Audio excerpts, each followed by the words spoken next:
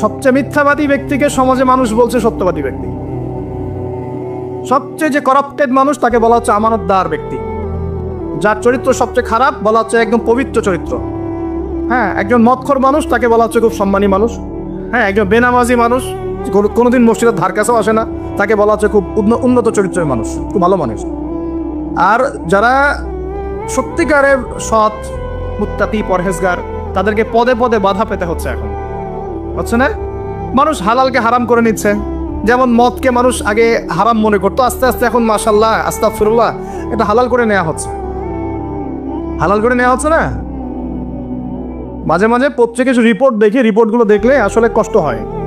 একটা মদের ব্র্যান্ডের নাম দিয়ে বলছে যে এই বছর তারা মদ বিক্রি করে 4,500 কোটি টাকা আর্ন করেছে। কি খুশি, কি খুশির কথা। এবং এতে করে বড় অঙ্কের রাজস্ব আমরা পেয়েছি। বাপ রে বাপ, কি একটা প্রোগ্রেস। এই হারামের টাকা না ঢুকলে মনে হয় রাষ্ট্র নষ্টই হয়ে যেত, ভাবটা এমন। হ্যাঁ, এবছর সুদের মধ্য দিয়ে প্রোগ্রেস হচ্ছে আমাদের এত কোটি টাকা। সাবাস, এই তো মুসলমান নাকি? তো এখন যেগুলো হালাল ছিল সেগুলোকে মানুষ আস্তে আস্তে হারাম করছে, আর হারামগুলোকে আবার হালাল করে দিচ্ছে কিনা দেখেন তো। কত পার্সেন্ট মানুষ পরিপূর্ণ সুদমুক্ত জীবনযাপন করতে পারে? এই যে সুদ থেকে দূরে থাকার পরেও মাঝে মাঝে মেসেজ আসে, দেখবেন যে আপনার এই ব্যালেন্সে 92 পয়েন্ট এত টাকা ইন্টারেস্ট দেওয়া হয়েছে। দেখ আসে না? খাবেন না, জোর করে খাওয়াবেন। নবী সাল্লাল্লাহু আলাইহি ওয়াসাল্লাম এটাই বলছেন সে জামানা সম্পর্কে। ওই জামানায় সুদের ব্যাপক প্রচলন ঘটবে এবং যে ব্যক্তি এখান থেকে দূরে থাকতে চাইবে তার গায়েও সুদের ছিটাফোঁটা গিয়ে লাগবে। এটা লাগছে কিনা? এখন লাগছে। এটা কেমন পাপ? আল্লাহ নবী বলছেন এটা মায়ের সাথে জেনা করার মতো পাপ। এটা কেমন পাপ? আল্লাহ বলছেন আল্লাহ এবং তার রাসূলের সাথে যুদ্ধ করার মতো পাপ। নবীজি বুখারীর হাদিসে বলছেন 1 দিরহাম সুদ খেলে 36 বার জেনা করার গুনাহ হয়। এটা এমন পাপ। এর ফলশ্রুতিতে সমাজের এক শ্রেণীর মানুষ ধনী হয়, আর এক শ্রেণীর মানুষ আস্তে আস্তে গরিব হয়। সমাজটাকে বড় করে দেখলে দেখবেন বিশ্বে এক শ্রেণীর মানুষ ধনী হয়েছে, এক শ্রেণীর মানুষ গরিব হয়েছে। এটা সুদের ফলাফল। আস্তে আস্তে এর ধ্বংস অনিবার্য, কোনো উপায় নাই। এবং যারা দরিদ্র, ব্যক্তিগতভাবে দরিদ্র, সোশ্যালি দরিদ্র বা রাষ্ট্রগতভাবে দরিদ্র, এদের অবস্থা খারাপ। সুদের বেড়া জালে ফেলে এদের রক্ত চুষে সম্পদ নিয়ে নেবে, এটাই ওদের প্ল্যান, মাস্টার প্ল্যান। এবং যখন সুদের মধ্যে একটা জাতি পড়ে যায়, এর পুরো ব্লেম সবার উপরে চলে আসে। সবাই সুদের আন্ডারে চলে আসে। সবার শ্রম থেকে এবং রক্ত মাংস ঘাম থেকে এই টাকা পরিশোধ করতে হবে। আপনারা হয়তো ইকোনমিক্স কতটুকু বোঝেন আমি জানি না, আর এগুলো ওয়াজ মাহফিলে বলার মতোও বিষয় নয়। ওয়ার্ল্ডে যারা ইকোনমিক বিষয়গুলো ডিল করে এরা সুদ ছাড়া কোনো লোন আপনাকে দিবে না, বিনা সুদে কোনো লোন আপনাকে দিবে না। এখন এই সুদটার লোনটা আপনাকে শোধ করতে হবে না? সুদের লোন শোধ করতে হলে আপনাকে জনগণের শ্রম থেকেই সুদটা শোধ করতে হবে, অথবা আপনাকে আপনার নিজের রাষ্ট্রের প্রবৃদ্ধি বাড়িয়ে ওই টাকাটা শোধ করতে হবে। যেভাবেই হোক শোধ করতে হবে। তখন সবার উপরে সেই ব্লেমটা চলে আসবে কি না? এখান থেকে বের হওয়াও খুব কঠিন। এখন বের হওয়া খুব কঠিন। আল্লাহ পাক আমাদের জন্য সহজ করুন দোয়া করে। কঠিন তবে অসম্ভব নয়, কঠিন তবে অসম্ভব নয়। দান সদকা বাড়াতে হবে, জাকাতগুলো প্রদান করার সিস্টেম তৈরি করতে হবে। ওসর দিবেন, গবাদি পশুর জাকাত দিবেন, এবং অপচয় কমাবেন, দুর্নীতি কমাবেন। টাকার 2 নাম্বারই কমিয়ে দিলে এবং আমানতের খেয়ানত কমিয়ে দিলেই ইনশাআল্লাহ একটা জাতির জন্য আল্লাহ পাক আসমান এবং জমিনের বরকতের দরজা খুলে দেবেন ইনশাআল্লাহ। আল্লাহ ওয়াদা করেছেন। এটা এইভাবে সলভ হওয়া সম্ভব। পরে বলবো কিছু কথা ইনশাআল্লাহ। তো এখানে আমার কাছে এই ব্যাখ্যাটা বেশি পছন্দ। নবীজিকে বলছেন কিয়ামতের সাইন বলেন, কিছু সাইন বলেন। নবীজি বলছেন দাসী মনিবকে জন্ম দিবে, তার অন্যতম ব্যাখ্যা হলো শেষ জামানায় হক বাতিল, ন্যায় অন্যায়, সত্য মিথ্যার মানদণ্ড উল্টে যাবে। এটা হয়েছে কিনা? আরেকটা সাইন তিনি বলেছেন, এটা ভালো করে শোনেন। নবীজি বলছেন সাল্লাল্লাহু আলাইহি ওয়াসাল্লাম যে কিয়ামতের আগে আগে ওয়ান্তারাল হুফাতাল উরাতাল আলাতা রিয়া আশ-শাই ইয়াতাতাওয়ালুনা ফিল বুনিয়ান। নবীজি বলছেন কিয়ামতের অন্যতম নিদর্শন হবে সমাজের সবচেয়ে নিকৃষ্ট শ্রেণীর মানুষ। নিকৃষ্ট বলতে দরিদ্র, একদম দরিদ্র, যার পায়ে স্যান্ডেল পরার টাকা ছিল না, গায়ে জামা কেনার টাকা ছিল না। হুফাতাল উরাতাল আলাতা রিয়া আশ-শাই, রাখাল, রিয়া আশ-শাই মানে রাখাল, একদম রাখাল শ্রেণীর মানুষ। এরা কি করবে? ইয়াতাতাওয়ালুনা ফিল বুনিয়ান, এরা উঁচু উঁচু বিল্ডিং নির্মাণ করবে না, বরং উঁচু উঁচু বিল্ডিং নির্মাণের প্রতিযোগিতা করবে। কি করবে? এখানে নির্মাণ করা, ইয়াতাতাওয়ালুনা মানে কিন্তু বানানো না, মানে কি করা? কম্পিটিশন করা, প্রতিযোগিতা। আপনার 10 তলা, আমার 11, আপনার 12 আমার 13, আপনার 15 আমার 20, এই যে ইয়াতাতাওয়ালুনা ফিল বুনিয়ান, এই যুগটা চলছে না এখন? এই যুগটা কি 200-300 বছর আগে ছিল? তাহলে বুঝতে পারছি না সময় কাছাকাছি। এটা বোঝার জন্য কি পিএইচডি করার দরকার আছে? চোখ কান ফুললেই তো দেখা যায়। ইয়াতাতাওয়ালুনা ফিল বুনিয়ান, কারা করবে? ধনীরা না, ধনীরা প্রতিযোগিতা করবে না, বলা হচ্ছে একদম দরিদ্র মানুষরা প্রতিযোগিতা করবে। এখন উত্তর দেন তো দেখি, কিভাবে গরিব মানুষ এরকম বিল্ডিং নির্মাণের প্রতিযোগিতা করতে পারে? হ্যাঁ, সুদ খাইলে। আরেকটা হচ্ছে অন্যের সম্পদ আত্মসাৎ করতে পারলে। এই দুইটা অপশন, হয় সুদ খাবে অথবা অন্যের সম্পদ গ্রাস করবে। মানে 1 নম্বর পদ্ধতিতে করা সম্ভব, 2 নম্বরই করতে হবে, ঠিক আছে? আরেকটা অপশন হচ্ছে যদি গুপ্তধন পান, যদি মাটির থেকে গুপ্তধন বের হয়। হ্যাঁ, গুপ্তধনও বের হয় তো, আল্লাহ পাক তো ধন দিয়েছেন মুসলিমদেরকে, দেন নাই? ওই যে মধ্যপ্রাচ্যের কান্ট্রিগুলো দেখবেন, আজকে থেকে 60-70 বছর আগে তাদের অবস্থা দেখবেন, তারা বেদুইনের মতো জীবনযাপন করতো। তারপরে 60-70 বছর হলো যে পেট্রোলিয়াম বের হয়েছে, ব্ল্যাক গোল্ড, যেটাকে আমরা বলি ব্ল্যাক অয়েল, ব্ল্যাক গোল্ড। মানে এই পৃথিবীতে সোনা দিয়ে এখন এক্সচেঞ্জ করা যায় না, এই পৃথিবীতে পেট্রোলিয়াম দিয়ে এক্সচেঞ্জ করা হয় ডলারের সাথে। এটাকে বলা হয় petro dollar monetary system, petrol এবং ডলার। তো এই পেট্রোলিয়ামটা হচ্ছে এখনকার গোল্ডের মতো দামি জিনিস। এটা যখন থেকে তারা পেয়েছে, তারপর থেকে দেখেন বিল্ডিং কারো 50, কারো 60, কারো 100, কারো চলছে, হচ্ছে না? অথচ আজকে থেকে 50 বছর আগেও অবস্থা এমন ছিল না। ইয়াতাতাওয়ালুনা ফিল বুনিয়ান। আর কি বাকি আছে কিয়ামতের আলামত বলেন? আর কি বলবো? এই দুটোর মধ্যেই সব পড়ে যাবে। এবার এই ব্যক্তি উঠলেন, কোন ব্যক্তি? ওই যে জিবরাইল আলাইহিস সালাম এবার উঠে চলে যাচ্ছেন, আর সবাই চুপচাপ বসে আছেন। মানে অনেক সময় হয় না, খুব চুপ করে সব বসে থাকে, সাইলেন্স, পিন ড্রপ সাইলেন্স। এবার নবী সাল্লাল্লাহু আলাইহি ওয়াসাল্লাম নিজে বলছেন, ইয়া ওমর, হে ওমর, আতাদরি মানিস সাইল, তুমি কি জানো এই ব্যক্তিকে যে প্রশ্ন করলো, কে চলে গেল প্রশ্ন করে? তখন নবীজিকে ওমর রাদিয়াল্লাহু আনহু বলছেন, আল্লাহু ওয়া রাসূলুহু আ'লাম, আল্লাহ এবং তার রাসূলই ভালো জানেন এই ব্যক্তিকে। নবীজি বলছেন, ইন্নাহু জিবরিল, এই ব্যক্তি হচ্ছে জিবরাইল আলাইহিস সালাম। বল সুবহানাল্লাহ।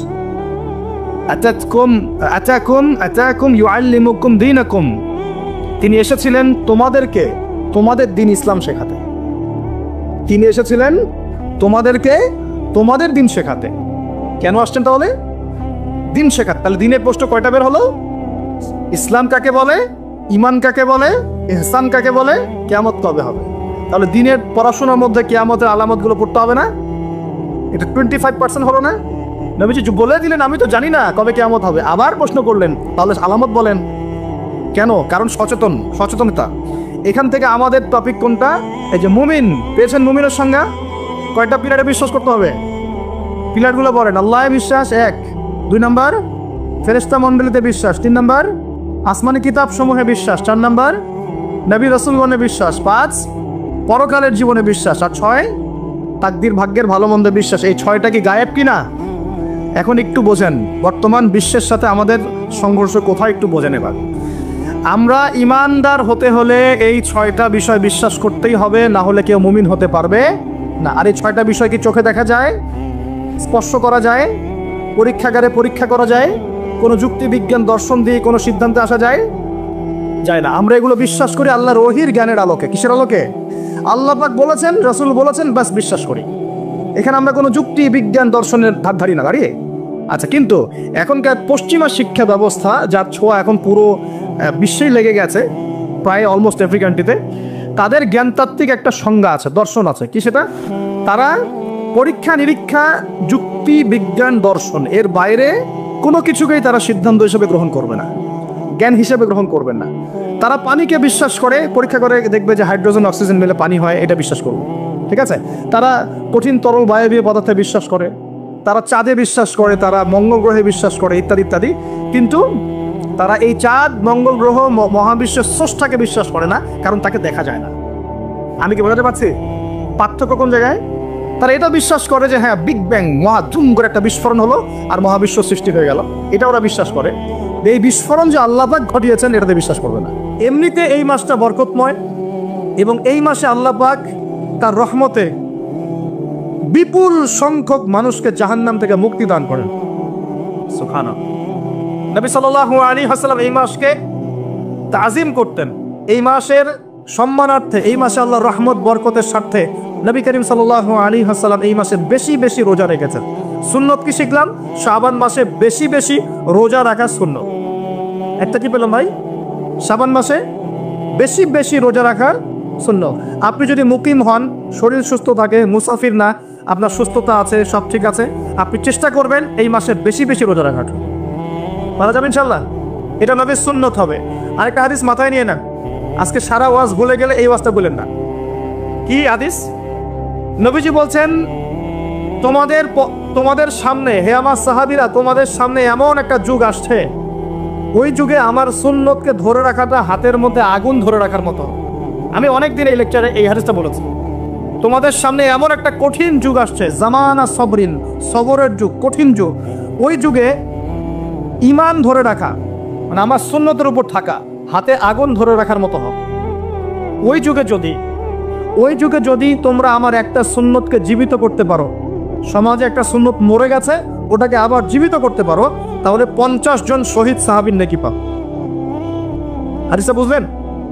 শুধু নেকি না, আপনি 50 জন শহীদ সাহাবীর নেকি পাবেন যখন চলমান সমাজে একটা সুন্নত মিটে গেছে, নাই, মানুষ আমল করছে না, কিন্তু আপনি সেটাকে জীবিত করলেন। পারা যাবে ইনশাল্লাহ। একটা দেখাচ্ছি, যেমন সাহাবীদের যুগে মানুষ মসজিদে ঢুকলে কি করতো জানেন? আগে 2 রাকাত নামাজ পড়তো। কি করতো? মসজিদে ঢুকেই, ওযু অবস্থায় মসজিদে ঢুকেই তারা বসতেন না, আগে 2 রাকাত নামাজ পড়তেন, দুখুলুল মসজিদ বা তাহিয়াতুল মসজিদ, তারপরে বসতেন। আর নবীজি বলেছেন কিয়ামতের আগে আগে এই দুখুলুল মসজিদ, তাহিয়াতুল মসজিদ, এই নামাজটা উঠে যাবে, উঠে যাচ্ছে না আস্তে আস্তে। মসজিদে ঢুকলে মানুষ ধাপ করে বসে পড়ে, তাই না? মানুষ ভুলেই গেছে এটা সুন্নত। এখন আপনি যদি এই সুন্নতটাকে আবার জীবিত করতে পারেন, ইনশাল্লাহ 50 জন শহীদ সাহাবীর নেকি পাবেন। সমাজে এখন দাড়ি শেভ করা ফ্যাশন হয়ে গেছে, বুঝছেন না? অনেকে শেভ না করলে চাকরি দেয় না, শেভ না করলে কি হয় না, চাকরি পাওয়া যায় না। স্কুলে তো না, কলেজে গিয়ে পড়তে গেলে ক্লাস করতে দেয় না, দাঁড়িয়ে আসে, যাও সব করে আসো, তাই বলে। এখন সমাজ চলছে উল্টা। এখন যদি আপনি নবীর সুন্নতকে আবার জীবিত করতে পারেন, 50 জন শহীদ সাহাবীর নেকি পাবেন ইনশাআল্লাহ। রাতে ঘুমানোর সময় একটা সুন্নত আছে, 33 বার সুবহানাল্লাহ, 33 বার আলহামদুলিল্লাহ, 34 বার কি আল্লাহু আকবার। বহু মানুষই পড়ে না, আপনি যদি পড়তে পারেন ইনশাআল্লাহ আল্লাহ পাক আপনাকে নেকি দিবেন। সমাজে বহু মানুষ চুল একদম এখন মেসি রোনাল্ডো কাট, তাই না? মেসি কাট আর রোনাল্ডো কাট। আর আমি সিলেট অঞ্চলে দেখে আসছি এখন লন্ডন কাট, 2 পাশ ছিলে মাঝখানে চুল, লন্ডন থেকে শিখে আসছি। এখন চুলেরও কিন্তু সুন্নত আছে, আছে কি নাই? দাড়ির যেমন সুন্নত আছে, চুলের সুন্নত নাই। একদম সামন পিছন সমান করতে পারেন, অথবা যদি চুল নাই থাকে তাহলে চুল মাথা মুন্ডন করেও রাখতে পারেন। অনেক সাহাবী মাথা মুন্ডিত ছিল। আবার অথবা কানের লতি পর্যন্ত বা কাঁধ বাবড়ি রাখতে পারেন। এটা চুলের সুন্নত হলো কিনা? এখন সমাজের সব মানুষ এই সুন্নতটাকে ভুলে গেছে। আপনি সুন্নত মনে করে রেখেছেন, ইনশাল্লাহ আপনি নেকি পাবেন ইনশাআল্লাহ। এরকম অগণিত সুন্নত আছে, অগণিত, যেগুলো আমাদের সমাজ থেকে আস্তে আস্তে উঠে যাচ্ছে। আমি খুব দুঃখের সাথে বলছি, অনেক মসজিদে ফরজ নামাজ পড়ার পরে আমরা কি করি? একটা মোনাজাত করি, আল্লাহুম্মা আমিন বিরহমাতিকা ইয়া আরহামার রাহিম, উঠে চলে যায় না? তারপর স্যান্ডেল নিয়ে বাইরে চলে যান। অথচ সালাম ফিরানোর পরে একবার বলতে হয় আল্লাহু আকবার। কি বলতে হয়? 3 বার বলতে হয় আস্তাগফিরুল্লাহ আস্তাগফিরুল্লাহ আস্তাগফিরুল্লাহ। বলতে হয় আল্লাহুম্মা আনকাস সালাম ওয়া মিনকাস সালাম তাবারাকতা ইয়া যাল জালালি ওয়াল ইকরাম। একবার পড়তে হয় আয়াতুল কুরসি, 33 বার সুবহানাল্লাহ, 33 বার আলহামদুলিল্লাহ, 33 বার আল্লাহু আকবার, তারপর কালিমা শাহাদা। এরপর সূরা ফালাক একবার, সূরা নাস একবার, ইখলাস একবার। আরো অনেক দোয়া আছে, আল্লাহুম্মা লা মানিআ লিমা আ'তাইত ওয়া লা মু'তিয়া লিমা মানা'ত ওয়া লা ইয়ানফা'ু যাল জাদ্দি মিনকাল জাদ। পড়তে হয় আল্লাহুম্মা ইন্নী আউযু বিকা মিনাল হাম্মি ওয়াল হাযান ওয়াল আজজি ওয়াল কাসালি ওয়াল বুখলি ওয়াল জুবন ওয়া দালা'id দাইন ওয়া গালাবাতির রিজাল। পড়তে হয় আল্লাহুম্মা আ'ইন্নী আলা যিকরিকা ওয়া শুকরিকা ওয়া হুসনি ইবাদাতিক। আরো অনেক দোয়া আছে। দেখেন তো, মোনাজাত করেন, আমি তো না করছি না, আমি তর্ক করতে আসি না এখানে, এটা নিয়ে আমি ঝগড়া করতে আসি, কিন্তু এই সুন্নতটা যে উঠে গেল, মোনাজাতটা করে যে মসজিদ থেকে বের হয়ে চলে গেলেন, এই সুন্নতটার উপর আমল কে করবে? সুন্নত উঠে গেল না? আপনি যদি বসে এখন সুন্নতটা প্রতিষ্ঠা করেন, 50 জন শহীদ সাহাবীর নেকি পাবেন ইনশাআল্লাহ। এগুলো তো গেল আমলিয়াত। সমাজ চলছে সুদের উপরে, আপনি যদি হালাল অর্থনীতি প্রবর্তন করতে পারেন তাহলে কত নেকি পাবেন? সমাজ চলছে জেনায়, আপনি এখন পর্দা প্রতিষ্ঠা করলেন, তাহলে কত নাকি পাবেন? সমাজে চলছে দুর্নীতি, আপনি এখন আমানতদারিতে ইনসান প্রতিষ্ঠা করলেন, কত নাকি পাবেন? সমাজে চলছে শয়তানি, সব শয়তানি। কি চলছে? শয়তানি। এখন আপনি আল্লাহ রাব্বুল আলামিনের ওহী প্রতিষ্ঠা করলেন, কত নেকি পাবেন? নিঃসন্দেহে আর অনেক বেশি নেকি পাবেন। আল্লাহ পাক আমাদেরকে সেই লক্ষ্যে কাজ করার তৌফিক দান করুন। প্রিয় ভাইরা, যে কথা বলতে এখানে আসলাম, এক বাড়াবাড়ি এক কি ছাড়াছাড়ি, এর মাঝখানে কি একটা ফজিলত জানলাম। শাবান মাস মানেই এই মাসে নবীজি বেশি বেশি রোজা রাখতেন। তাহলে আমরা কি করবো এই মাসে ভাই? 1 নম্বর কাজ, বেশি বেশি রোজা রাখার চেষ্টা করবো ইনশাআল্লাহ। আল্লাহ তৌফিক দান করবেন। এবার আরেকটা পয়েন্ট বলি, সামনে রমাদান মাস। রমজান মাস আসলে আমরা মাশাআল্লাহ পরিপূর্ণ মুসলিম হওয়ার চেষ্টা করি, কিন্তু সারা বছর এটা ধরে রাখতে পারি। রমজান মাসে যে নামাজ পড়ে না সেও মসজিদে যায়। দেখা যায় যে জুমার নামাজও পড়ে না, ও তারাবির নামাজ পড়তে যায়, যায় কি না? ওই দিন গিয়ে বলে এসি দেন, ইমাম সাহেব এসি অন করেন, তাই না? সারা বছর তো আসে নাই। ওই দিন গিয়ে ইমাম সাহেব এসি বন্ধ কেন? এই মুয়াজ্জিন সাহেব ফ্যান দেন। তখন ওখানে গিয়ে মানে কি বলবো, হ্যাঁ মাতব্বরি করে আর কি। যাক, তারপরেও যে মসজিদে আসছে আমরা দোয়া করে আল্লাহ হেদায়েত দান করুন। আমরা তো কাউকে পিছনে ফিরাই দিব না, দিব? এখন রমজান মাস আসলে আমরা মাশাআল্লাহ রোজা রাখি, মানুষকে ইফতার করাই, দান সদকা করি, আমরা যাকাত দেই, তারাবি পড়ি, কোরআন তেলাওয়াত করি, আমরা মাশাআল্লাহ অনেক আমল করি। এই আমলগুলো কি একবারে ধাপাস করে ধরে ফেলা সম্ভব না? একটা আস্তে আস্তে ট্রেনিং প্রসেস লাগে। একটা ফ্যান চালু করলেন, ফ্যানটা কি শুরুতেই ধাপাস করে ঘুরতে শুরু করবে, নাকি আস্তে স্লোলি স্লোলি সে মোমেন্টাম ধরবে? কোনটা? আস্তে আস্তে সে গতি পাবে না, ধীরে ধীরে গতি পাবে। ঠিক শাবান মাসে এত বেশি রোজা রাখা, ইবাদত করার অর্থ কি? যাতে রমজান মাসে আপনি পরিপূর্ণ ইবাদত করতে পারেন। বুঝতে পারছো কথা? রমজানে গিয়ে তো শুরুতেই সব ইবাদত ধরে ফেলা সম্ভব হবে না। মনে করেন আগামীকাল পহেলা রমজান, আজকে থেকে আপনি সব ইবাদত একসাথে করতে পারবেন? তখন গিয়ে আপনি বেগ পেতে হবে। কিন্তু একটা মাস আগে থেকে যদি ট্রেনিং নেন, ইনশাআল্লাহ রমজান মাসে ইজি হয়ে যাবে। এটা একটা কারণ নবী সাল্লাল্লাহু আলাইহি ওয়াসাল্লাম শাবান মাসে বেশি বেশি রোজা রাখতেন, আমল করতেন। আল্লাহ পাক আমাদের সবাইকে শাবান মাসে বেশি বেশি আমল করার তৌফিক দান, যাতে রমজান মাসে গিয়ে আমরা সুবিধা পাই, রমজান মাসের হকটা আদায় করতে পারি।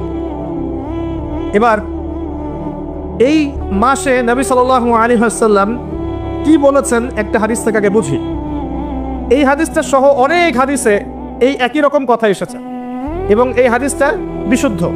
এটাকে অস্বীকার করলে হাদিস অস্বীকারী হয়ে যাবে। বাড়াবাড়ি গ্রুপ, ছাড়াছাড়ি গ্রুপ, উভয়ের জন্যই নসিহত। নবী সাল্লাল্লাহু আলাইহি ওয়াসাল্লাম বলেছেন, ইন্নাল্লাহা তাআলা, নিশ্চয়ই আল্লাহ রাব্বুল আলামিন, লা ইয়াত্তালিউ ফি লাইলাতিন নিসফি মিন শাবান, শাবান মাসের মধ্য রজনীতে আল্লাহ রাব্বুল আলামিন তার রহমতের দৃষ্টি প্রশস্ত করেন। সুবহানাল্লাহ। আল্লাহ পাক শবে বরাত মানে আমরা যেটা বুঝি প্রচলিত অর্থে, লাইলাতুন নিসফি মিন শাবান, শাবান মাসের মধ্য রজনী, যে 15 শাবানের এই যে রজনী, এই রাতে আল্লাহ রাব্বুল আলামিন তার সৃষ্টির দিকে তার রহমতের দৃষ্টিটা প্রশস্ত করে দেখেন, প্রশস্ত করেন।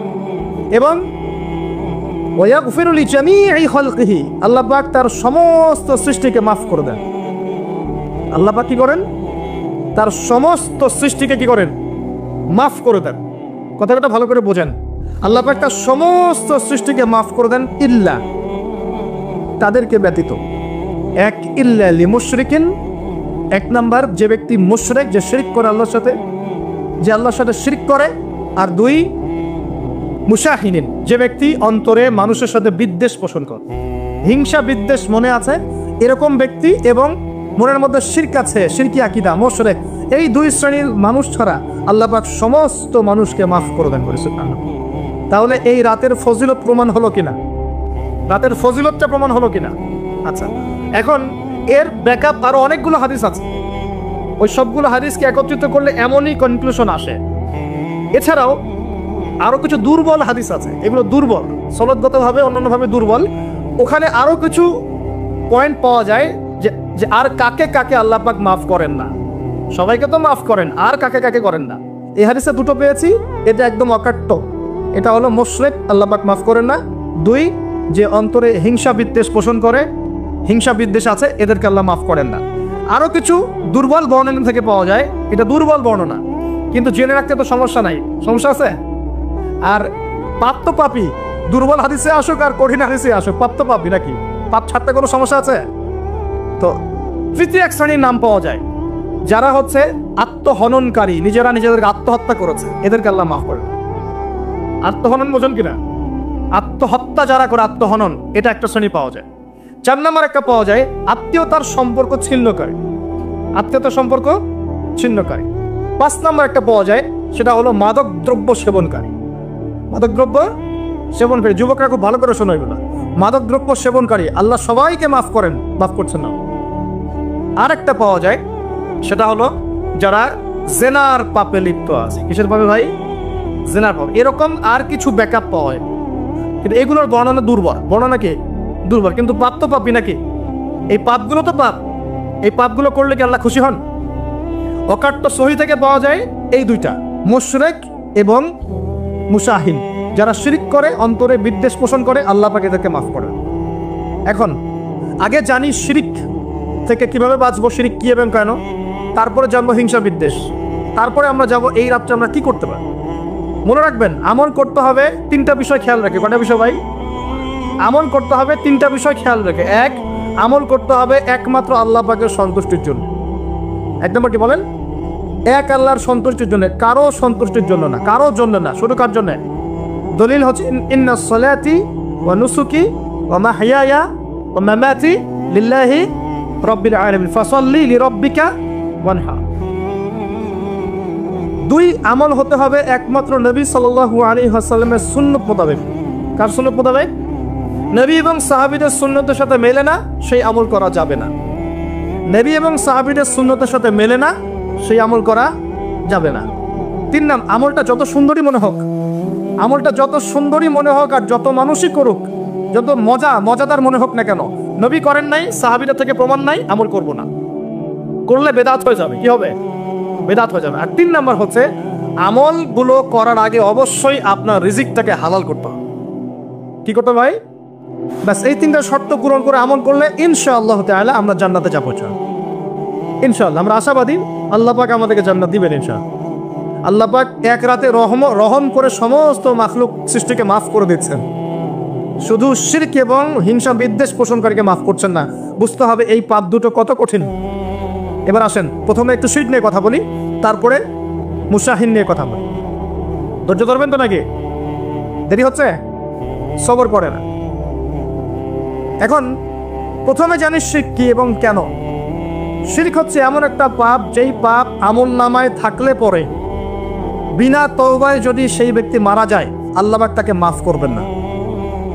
ভালো করে শুনেন, শিরক এমন একটা পাপ, যে পাপ যদি আমল নামায় থেকে যায়, বিনা তওবায় সে মারা যায়, শিরকের পাপ নিয়ে আল্লাহর সামনে দাঁড়ায়, আল্লাহ তাকে মাফ করবেন না।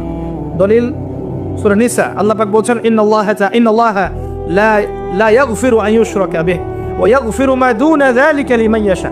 আল্লাহ পাক তার সাথে শিরকের গুনাহ মাফ করবেন না, এছাড়া যে কোনো গুনাহ যাকে ইচ্ছা মাফ করবেন। বুঝাচ্ছি, মনে করেন একজন ব্যক্তি জেনা করেছে, কথার কথা নাউজুবিল্লাহ, একজন ব্যক্তি জেনা করেছে বা মিথ্যা কথা বলেছে বা ধরেন মদ খেয়েছে ইত্যাদি। এখন সে তওবা করলে তো মাফ পেতই, তওবা করলে মাফ হতো না? তওবা করলে মাফ তো পেতই। মনে করেন তওবা না করেই মারা গেছে, আল্লাহ পাক চাইলে কিয়ামতের মাঠে এই পাপও বিনা তওবাতেই মাফ করতে পারেন। কথা বুঝতে পারছেন? বুঝতে পারছেন না মনে হয়? মনে করেন একজন ব্যক্তি মদ খেয়েছে, জেনা করেছে ইত্যাদি, সে তওবা করার ফুরসত পায় নাই, বিনা তওবায় মারা গেছে। আল্লাহ পাক চাইলে কিয়ামতের মাঠে তওবা না করা সত্ত্বেও আল্লাহ পাক তাকে মাফ করতে পারে। কিন্তু একজন ব্যক্তি শিরকের পাপ করেছে, তওবা না করে মারা গেছে, আল্লাহ পাক কিয়ামতের মাঠে শিরকের পাপ মাফ করবেন। আমি কি বুঝতে পারছি? অন্য পাপের কারণে আল্লাহ রাব্বুল আলামিন শাস্তি দিয়েও হোক, কোনো একটা ভাবে হোক, নবীর সুপারিশের মাধ্যমে হোক, তাকে জাহান্নামে গেলেও সেখান থেকে বের করে জান্নাতে দিবেন ইনশাআল্লাহ।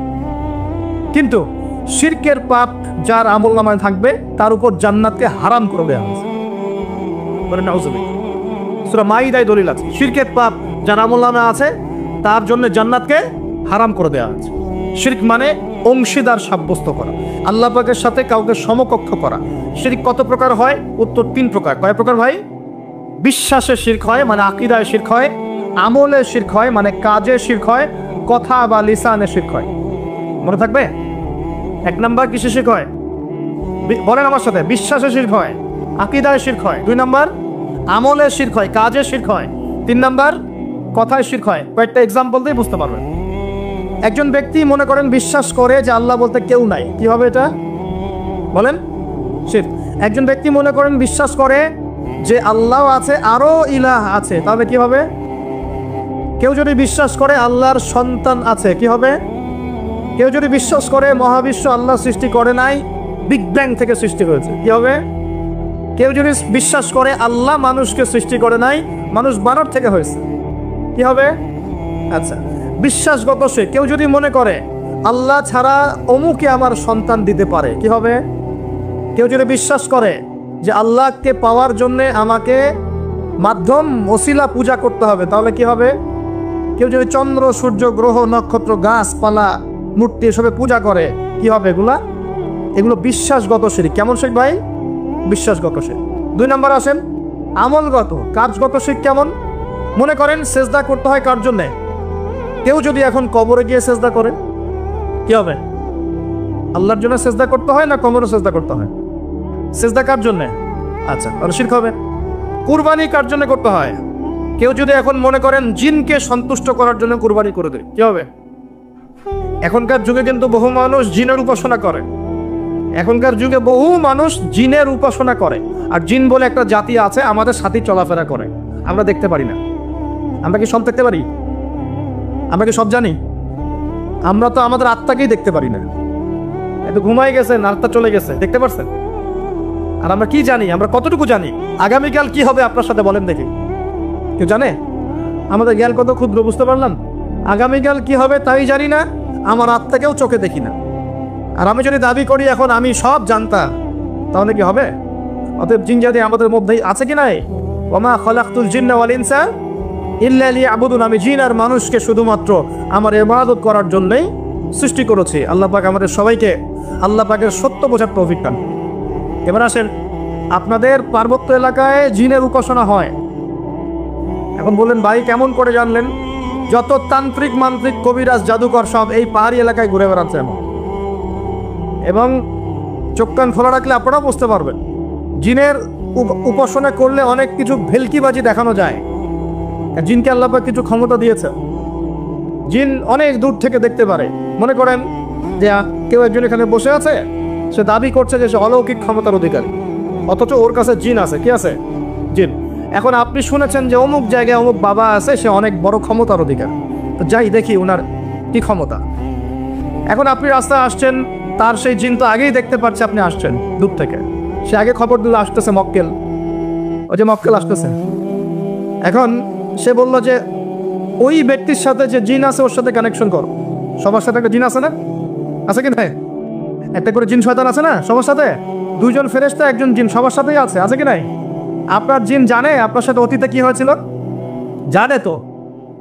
আপনার জিন আপনার সাথে আছে না শুরু থেকে? আর আপনি 1 মাস আগে কি করেছেন আপনার জিন তো জানে। ও ভবিষ্যৎ জানে না কিন্তু অতীত তো জানে। ও তো ভবিষ্যৎ জানে না কিন্তু অতীতে আপনি কি করেছেন ও তো জানে না? এখন ওর সাথে এই কারিনের সাথে যোগাযোগ করছে। ওকে বলছে এই তো 1 মাস আগে অমুক মেয়ের পিছনে দৌড়াইছিল, এই 1 মাস আগে অমুক একটা মেয়ের পিছনে দৌড়াইছে, ওই মেয়েকে পাওয়ার খুব চেষ্টা করছে, কিন্তু 1 মাস আগে ব্যবসায়ী কাজ করছে, কিন্তু 1 মাস আগে ওই কাজ করছে। এখন আপনি হেডে আসলেন, এদিকে খবর পাস করা শেষ, এসে বললেন বাবা আপনার কি ক্ষমতা, আমি আপনার ক্ষমতার নিদর্শন দেখতে চাই। সেই বাবা এখন বলছে যে তুই তো সেই ব্যক্তি না, তোর নাম অমুক না? আপনি তো ভেবা চেকা খেয়ে গেলেন, হ্যাঁ তাই তো, আমার নাম তো অমুক। তুই তো 1 মাস আগে এই মেয়ের পিছনে করছিস না?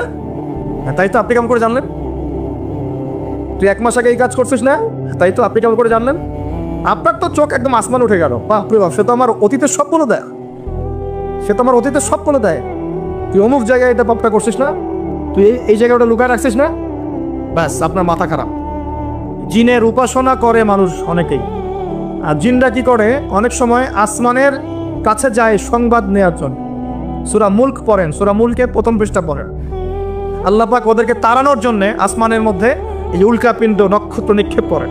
রুজুম আল্লিশ শায়াতিন, আল্লাহ বলেছেন এই নক্ষত্রগুলা আমি রুজুম আল্লিশ শায়াতিন, শয়তানদেরকে তাড়ানোর জন্য রেখেছি। সুবহানাল্লাহ। পৃথিবীতে অনেক কিছুই ঘটে আমরা খালি চোখে বুঝতে পারি না। এখন কেউ যদি জিনের উপাসনা করে, জিনকে সন্তুষ্ট করার জন্য এই কুরবানি করে, তাদের কি শিরক হবে কিনা? সেজদা কার জন্যে? অন্য কারোর জন্য করলে কি হবে? কুরবানি কার জন্যে? অন্য কারোর জন্য করলে কি হবে? কার নামে কসম করতে হয়? যদি অন্য কারো নামে কসম করি এই যে এখন বাপের নামে কসম, মায়ের নামে কসম করেন কেন? কসম করা যাবে না এভাবে। মান হালাফা বিগাইরি ইসমিল্লাহি ফাকাদ কাফার, কেউ যদি আল্লাহ ছাড়া অন্য কারো নামে কসম করে সে কুফরি করবে। যদি কসম করতেই হয় আপনাকে আল্লাহরই কসম করতে হবে। যদি কসম করতে হয় কার কসম করবেন? আর আল্লাহর কসম করে কি মিথ্যা বলতে পারবেন? মিথ্যা বললে তখন কাফারা দেওয়া লাগবে। আচ্ছা, কাফারা কি? সবচেয়ে সহজ কাফারা হচ্ছে 3টা রোজা রাখা। কয়টা রোজা? 3টা। আসেন সামনে যাই। এখন কসম করবো আল্লাহর জন্যে, দোয়া করেন কার কাছে? দোয়া কার জন্যে? এখন যদি অন্য কারো কাছে দোয়া করা শুরু করি, সন্তানকে দিবে, অন্য কারো কাছে চাওয়া শুরু করি। মনে করেন আপনার রোগ ব্যাধি দেওয়ার ভালো করার মালিককে। যদি এখন আপনি একটা আংটি পরে মনে করেন এই আংটি আপনার রোগ ভালো করবে, কি হবে? শিরক হবে কি না? এরকম অগণিত কাজের শিরক আমরা করছি। আল্লাহ পাক আমাদের শিরক থেকে বাঁচান। আর ভবিষ্যতের মালিককে, সময়ের মালিককে, ভবিষ্যৎ কে জানে? রাস্তায় টিয়া পাখি দেখে ভাগ্য পরীক্ষা করছে, ও কি ভবিষ্যৎ বলতে পারবে? কিন্তু ওখানে গিয়ে হাত দেখান, শিরক হবে না? রাশিফল দেখা যায়, রাশিফল কি? রাশিফল আজকে তোমার দিনটা কেমন যাবে, কালকে তোমার দিনটা কেমন যাবে, আছে না? তো এগুলো বিশ্বাস করলে কি হবে? এরকম পদে পদে শিরকে নিমজ্জিত আছে। এগুলো তো গেল আমলগত শিরক, আরো অনেক শিরক আছে। আমাদের কথার মধ্যেও শিরক হয়। কিসের মধ্যে? কথার মধ্যে। যেমন আমরা বলি ডাক্তার ভালো ছিল, না হলে রোগীকে বাঁচানো যেত না, বলি কি না? অনেকে বলি না? শিরক হবে। কেউ যদি বলে যে ড্রাইভারটা ভালো ছিল, না হলে গাড়ি নির্ঘাত অ্যাক্সিডেন্ট করতো, কি মানে কথায়? আরেকটা বিষয় আছে, আমরা অনেক সময় ইবাদত করি মানুষকে দেখানোর জন্য। সবাই বড় দানবীর বলবে, আমাকে নামাজি বলবে, এটাও কি? এটাও শিরক। কথার মধ্যে আর অনেক শিরক করি।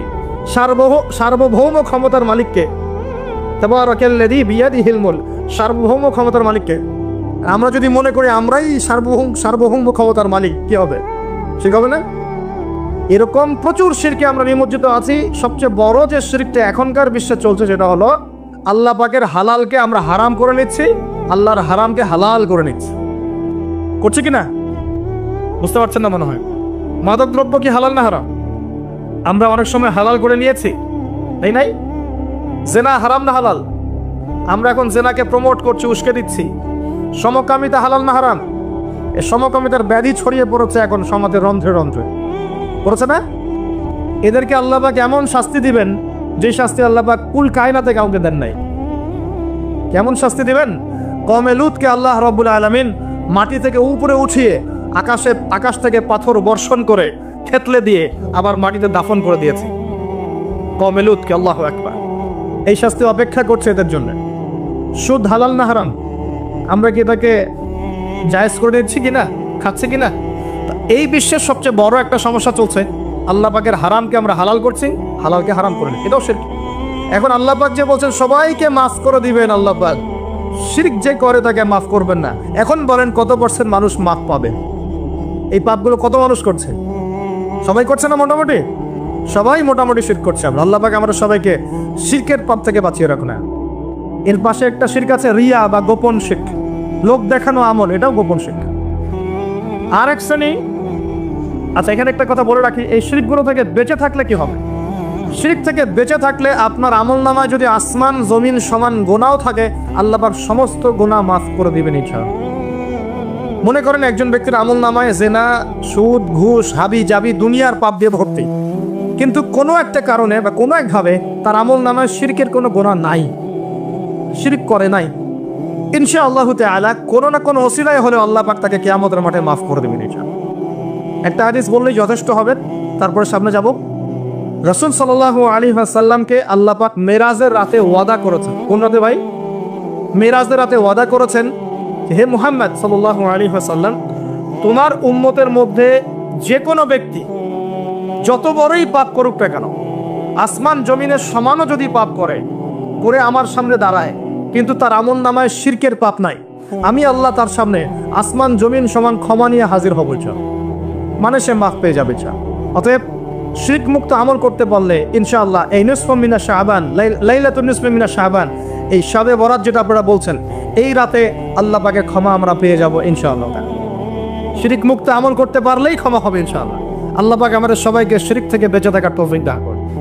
এই শিরক সম্পর্কে বিস্তারিত জানার জন্য, শিরক কি ও কেন, কিতাবুত তাওহীদ, তারপরে কোরআন সুন্নাহর আলোকে ইসলামী আকীদা, এই বইগুলো পড়াশোনা করেন, ইনশাআল্লাহ জানতে পারবেন। আর এক শ্রেণীর মানুষকে আল্লাহ পাক মাফ করবেন না। এরা কারা? মুশাহিন। মুশাহিন মানে কি? যারা একে অপরের সাথে হিংসা বিদ্বেষ পোষণ করে।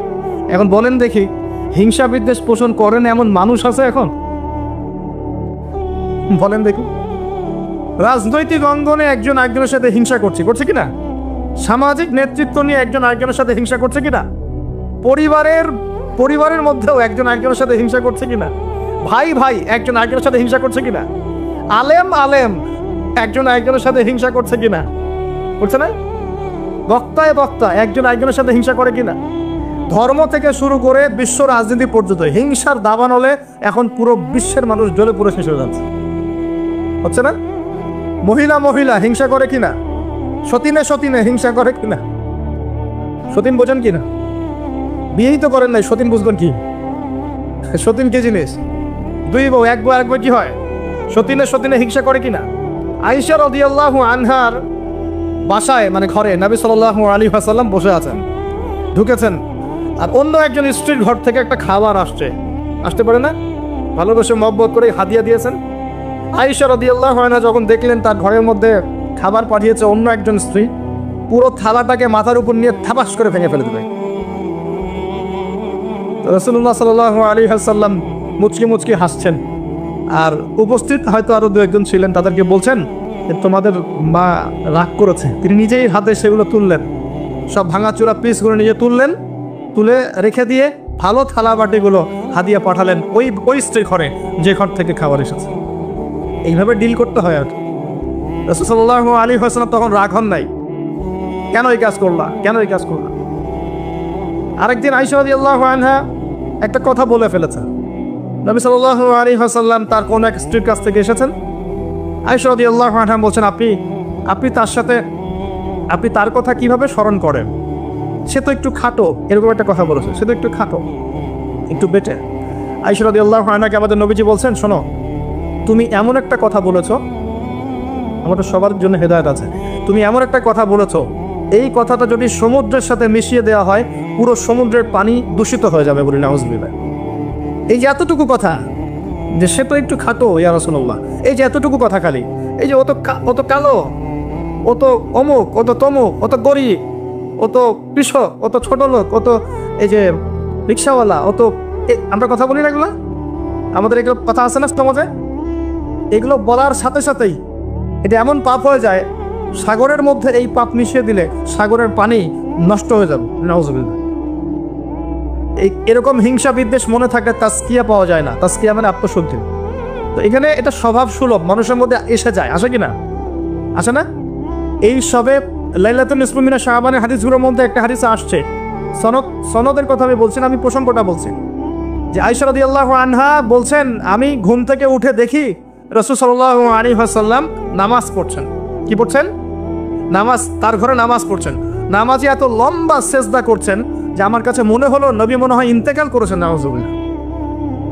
তারপরে আমি তাকে তার বুড়ো আঙ্গুল ধরে নাড়া দিলাম। নবী সাল্লাল্লাহু আলাইহি ওয়াসাল্লাম তাড়াতাড়ি নামাজ শেষ করলেন, শেষ করে বললেন, আজকে রাত এমন একটা রাত, এই রাতে আল্লাহ রাব্বুল আলামিন তার অসংখ্য বান্দাকে মাফ করে দেন। এরপর তিনি আবার ঘুমিয়ে গেলেন, আয়েশা রাদিয়াল্লাহু আনহা। এবার উঠে বলছেন, আমি দেখলাম যে নবী সাল্লাল্লাহু আলাইহি ওয়াসাল্লাম আমার ঘরে নাই। তখন তিনি বলছেন, আমার মনের মধ্যে তখন ওই ফিলিংস আসলো যেটা মেয়েদের মধ্যে স্বভাব সুলভ চলে আসে। আমি মনে করলাম যে রাসূলুল্লাহ সাল্লাল্লাহু আলাইহি ওয়াসাল্লাম কি অন্য কোনো স্ত্রীর ঘরে চলে গেলেন আমাকে ছেড়ে। তখন আমি চাদর মুড়ি দিয়ে তাকে পিছু নেওয়া শুরু করলাম। পিছে গিয়ে দেখলাম রাসূল সাল্লাল্লাহু আলাইহি ওয়াসাল্লাম ওই জান্নাতুল বাকি বলি না আমরা, বাকিয়া গারকাত, মদিনায় মসজিদ নববীর পাশে কবরস্থান আছে না, ওই কবরস্থানে নবী সাল্লাল্লাহু আলাইহি ওয়াসাল্লাম দাঁড়িয়ে মাইয়েতের জন্য দোয়া করছেন। সুবহানাল্লাহ। আয়েশা রাদিয়াল্লাহু আনহা গিয়ে দাঁড়ালেন। নবীজি বললেন, তুমি কি মনে করছো আমি তোমার সাথে প্রতারণা করছি? আমি তোমার হক নষ্ট করব? বরং আজকের রাতে আল্লাহ রাব্বুল আলামিন অগণিত মানুষকে মাফ করে দেন বলে। সুবহানাল্লাহ। এই হাদিসগুলো এসেছে শবে বরাত প্রসঙ্গে। আর এখানেও দেখেন আয়েশা রাদিয়াল্লাহু আনহা কিন্তু একটু জেলাসি ফিল করেছেন, আমার ঘর থেকে আবার অন্য স্ত্রী ঘরে চলে গেল কিনা। এগুলো স্বভাব সুলভ, এগুলো আসতে পারে, এগুলো মানুষের মধ্যে কি আসতে পারে, কিন্তু বিদ্বেষ পোষণ করে একে অপরের ক্ষতি করে দেওয়া, এই কাজগুলো যারা করবে আল্লাহ পাক এই রাত্রে ওদেরকে মাফ করবেন না। এখন আমাদের জন্য আগে নসিহত দুইটা, এই রাত্রের ফজিলত পেতে হলে নসিহত আগে দুইটা। এক, আমাদের আকীদা আমলে কোনো শিরক থাকা যাবে না, বলি আমিন, আল্লাহ কবুল করুন। আমাদের আকীদা এবং আমলে কোনো প্রকার শিরক রাখা যাবে না। দুই, আমরা মনের মধ্যে কোনো ভাইয়ের প্রতি হিংসা বিদ্বেষ রাখবো না। রাখবো ইনশাল্লাহ? না রাখবো না? আমরা কোনো ভাইয়ের প্রতি হিংসা বিদ্বেষ পোষণ করবো না ইনশাল্লাহ। একটা হাদিস বললেই আপনি বুঝে ফেলবেন, তারপর আমি সামনে যাচ্ছি, এরপরে আমি আস্তে আস্তে ফিনিশিং দেবো ইনশাল্লাহ। আল্লাহর রাসূল বলেছেন সাল্লাল্লাহু আলাইহি ওয়াসাল্লাম, তিনি বলেছেন যে তোমরা ততক্ষণ পর্যন্ত জান্নাতে যেতে পারবে না, ভালো করে শোনেন, তোমরা ততক্ষণ পর্যন্ত জান্নাতে যেতে পারবে না যতক্ষণ তোমরা প্রকৃত মুমিন না হচ্ছ, প্রকৃত মুমিন না হচ্ছ।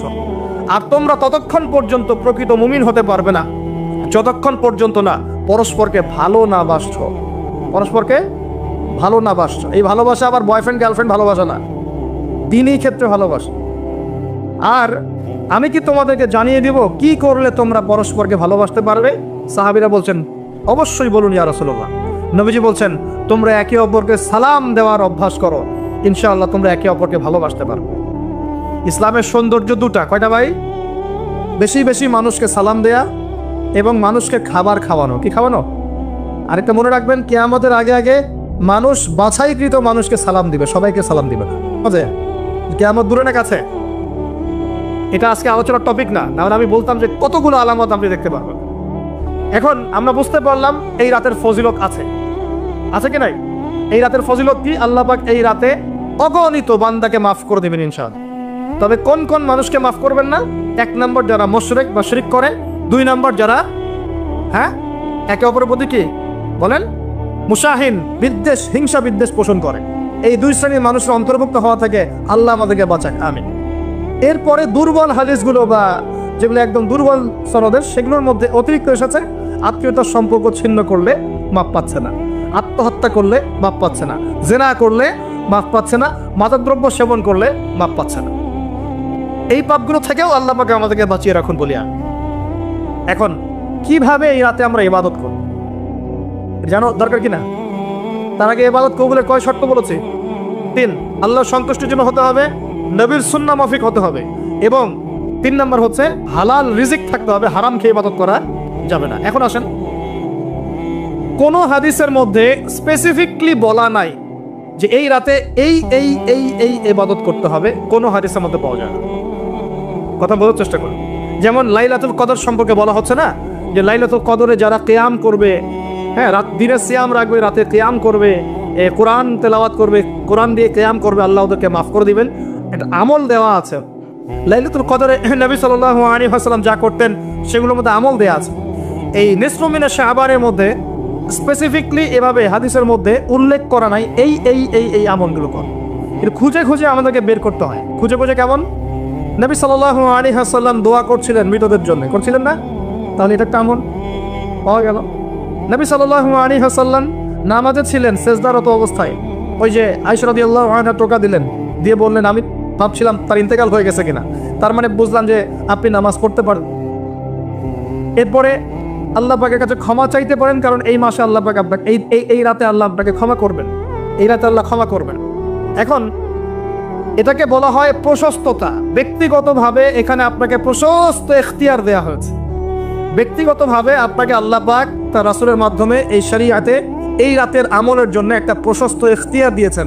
আপনি রাসূল সাল্লাল্লাহু আলাইহি ওয়াসাল্লামের সুন্নাহ মাফিক যে কোনো ভালো কাজ করতে পারেন, কিন্তু নির্দিষ্ট করে আপনাকে দেওয়া হয় নাই যে আপনাকে 100 রাকাতই পড়তে হবে, আপনাকে 200 রাকাতই পড়তে হবে, আপনাকে 10 রাকাতই পড়তে হবে, আপনাকে 1 খতমই দিতে হবে, এরকম নির্দিষ্ট করে আপনাকে কিছু দেওয়া হয়।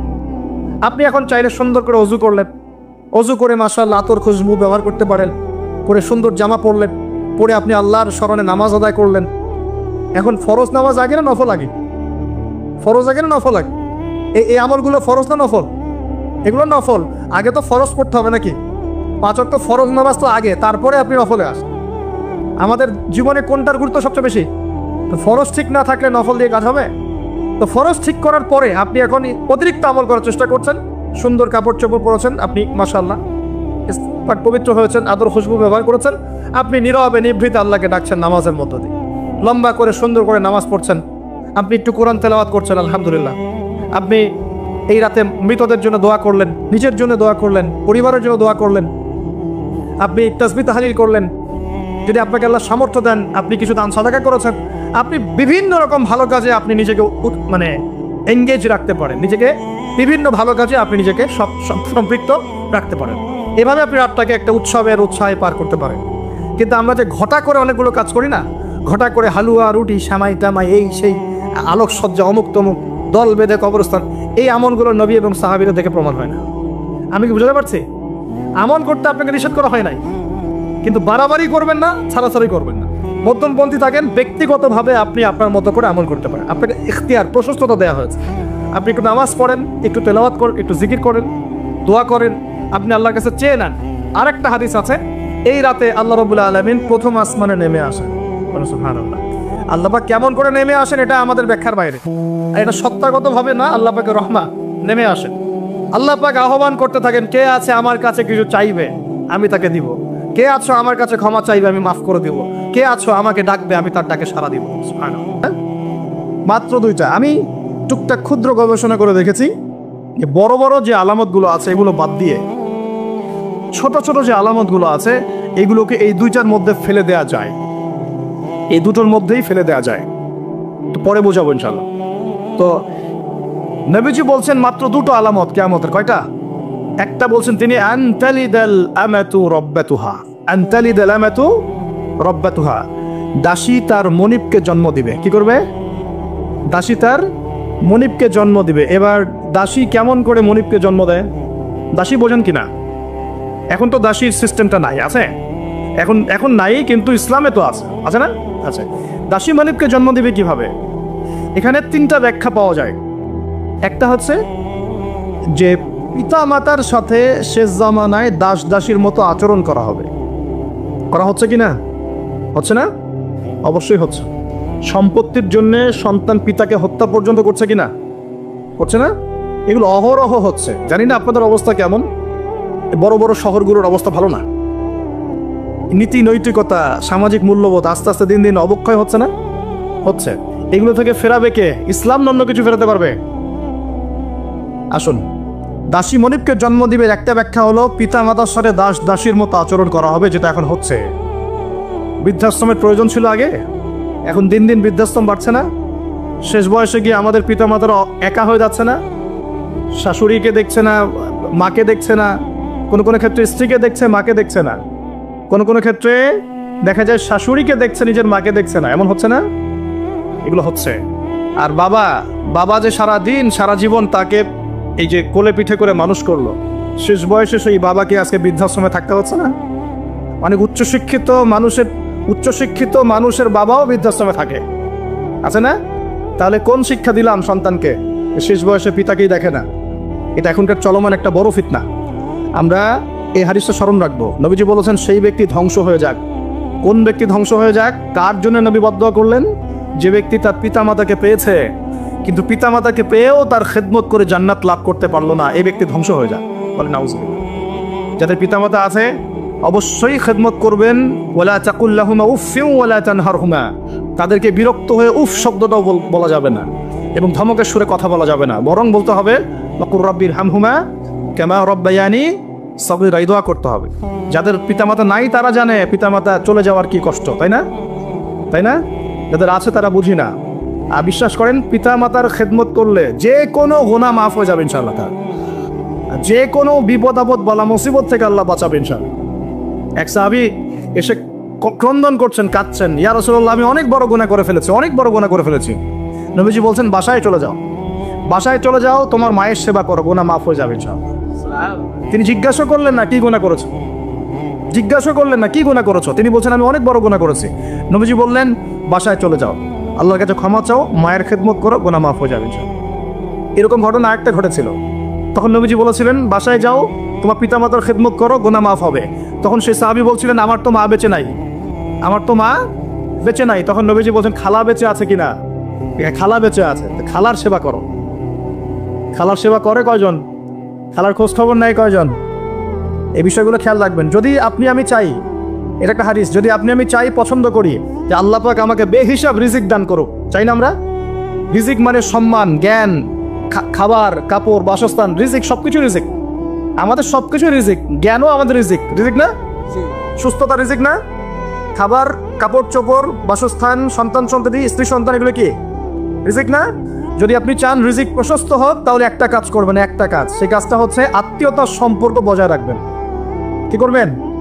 আত্মীয়তার সম্পর্ক বজায় রাখবেন। আত্মীয়তার সম্পর্ক বজায় রাখার জন্য কিছু মৌসুম আসে, যেমন রমজান মাস একটা মৌসুম।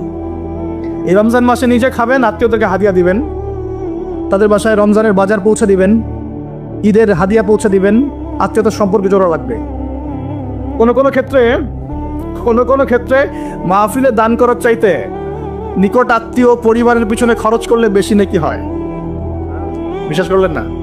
মনে করতে পারে এটা আল্লাহর রাস্তায় ব্যয়, এর চেয়ে কি বড় ব্যয় হতে পারে? হ্যাঁ, হতে পারে। সবচেয়ে উত্তম ব্যয় হচ্ছে আপনার পরিবারের পিছনে ব্যয়। হালাল টাকা থেকে, হালাল উপার্জন থেকে যে ব্যয়টা আপনি পরিবারের পিছনে করেন, এটা সর্বশ্রেষ্ঠ ব্যয়। আর আত্মীয়দেরকে দান খয়রাত করলে বা তাদেরকে হাদিয়া দিলে দুইটা বেনিফিট। একটা হলো দানের তো নাকি পাবেনই আপনি, আবার আত্মীয়তার সম্পর্ক রক্ষার নাকি পাবেন।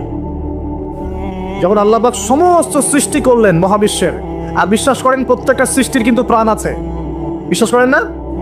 আকাশেরও জীবন আছে, এই মাটিরও জীবন আছে, পাহাড়ের জীবন আছে, সমুদ্রের জীবন আছে, সবকিছুর জীবন আছে। ওই সায়েন্স আমাদেরকে যেটা শেখায়, এটা জীব, এটা জড়, এই সংজ্ঞা ঠিক না, এই সংজ্ঞা ঠিক না। আল্লাহ পাক বলছেন যে শোনো, তোমার ব্যাপারে আমার ফয়সালা এবং ওয়াদা হচ্ছে যে তোমাকে টিকিয়ে রাখবে, আমি তার ব্যাপারে খুব রহম হব, দয়ালু হব ইনশাআল্লাহ। আর যে তোমাকে নষ্ট করে ফেলবে, তার সাথে আমি সম্পর্ক নষ্ট করে ফেলবো। আত্মীয়তার সম্পর্ক খুব ইম্পর্টেন্ট। তো রিজিক যদি প্রশস্ত হতে চান, তাহলে অবশ্যই আত্মীয়তার সম্পর্ক বজায় রাখবে, ঠিক আছে? আল্লাহ তৌফিক দান করুন, আমিন। আর শেষ জামানায় তো ভাই বাবা ছেলের সাথে দূরত্ব, মা ছেলের সাথে দূরত্ব, ভাই ভাইকে দেখতে পারে না। আমরা তো সালামও দিই এখন হিসেব করে, দল দেখে সালাম দেই, হ্যাঁ, মানুষ দেখে সালাম দেই। এবং আমার তরিকার কিনা, আমার দলের কিনা, আমার মাযহাবের কিনা, আমার সংগঠনের কিনা, এগুলো দেখে দেখে সালাম দেন, তাই না? প্রিয় ভাইরা, এটাও কিয়ামতের লক্ষণ। বিশ্বাস করলেন না? আখিরুজ্জামানের হাদিসের মধ্যে স্পষ্ট আসছে, কিয়ামতের আগে সালাম মানুষ বেছে বেছে দেওয়া শুরু করবে। কি বলা নাই, সবই বলা আছে। কিয়ামতের আগে মানুষ সালাম বেছে বেছে দেওয়া শুরু করবে, আর মসজিদগুলো হবে চাকচিক্যময়, হেদায়েত উঠে যাবে। মসজিদের মধ্যে শোরগোল বেড়ে যাবে, হট্টগোল বেড়ে যাবে। হচ্ছে না এগুলা? এমনও কঠিন হাদিস আছে যে মানুষ নামাজ পড়বে, কিন্তু মুসল্লিদের মধ্যে একজন প্রকৃত মুমিন খুঁজে পাওয়া যাবে না। বলেন নাউজুবিল্লাহ। বহু মানুষ নামাজ পড়ছে, সুদ খাচ্ছে না? নামাজ পড়েও নামাজ থেকে বের হয়ে আবার মাদকাসক্ত হচ্ছে না? রোজা ইফতার খুলেই তো সিগারেটের হাত দিচ্ছে না? নামাজ পড়েও জেনা করছে না মানুষ? নামাজ পড়েও গার্লফ্রেন্ডের সাথে সম্পর্ক রাখছে না? নামাজ পড়েও এদিকে পর্নোগ্রাফি দেখছে না? নামাজ তো সমস্ত পাপ থেকে মানুষকে দূরে রাখার কথা। যখন নামাজ পড়েও আমরা কবিরা গুনাহ করছি, মানে নামাজ তো কবুল হচ্ছে না, হয়তোবা নামাজ সেরকম হচ্ছে না যেমনটা হওয়া উচিত ছিল। অতএব এই হাদিসটাও ঠিক আছে যে নামাজ পড়বে মানুষ, কিন্তু প্রকৃত মুমিন ব্যক্তি খুঁজে পাওয়া যাবে না, এটা ঠিক আছে হাদিস। এখন আসুন, একটা ব্যাখ্যা হতে পারে দাসী মনিবকে জন্ম দেওয়ার, যে পিতা মাতার সাথে দাস দাসীর মতো আচরণ করা হবে। আরেকটা ব্যাখ্যা কি হতে পারে? আরেকটা ব্যাখ্যা হচ্ছে সত্যি দাসী মনিবকে জন্ম দিতে পারে। কিভাবে?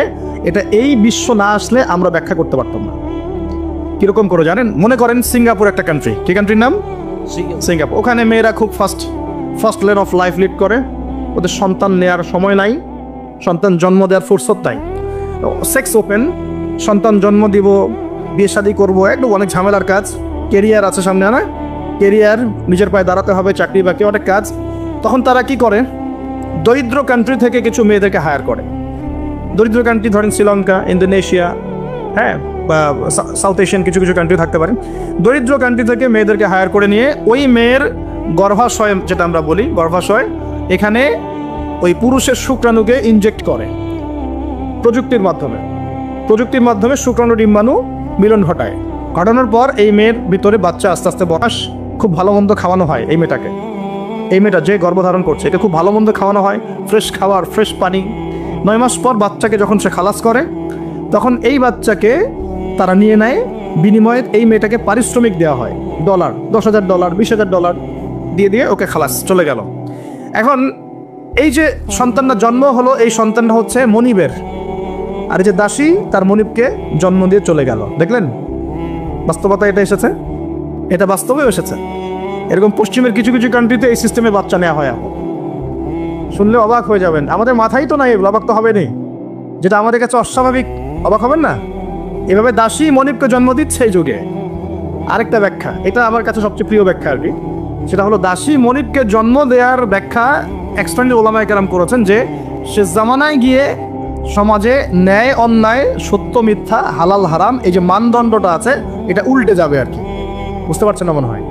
ন্যায় হবে অন্যায়, অন্যায় হবে ন্যায়, হালাল হয়ে যাবে হারাম, হারাম হয়ে যাবে হালাল, সত্য হয়ে যাবে মিথ্যা, মিথ্যা হবে সত্য। এগুলো হচ্ছে কি না?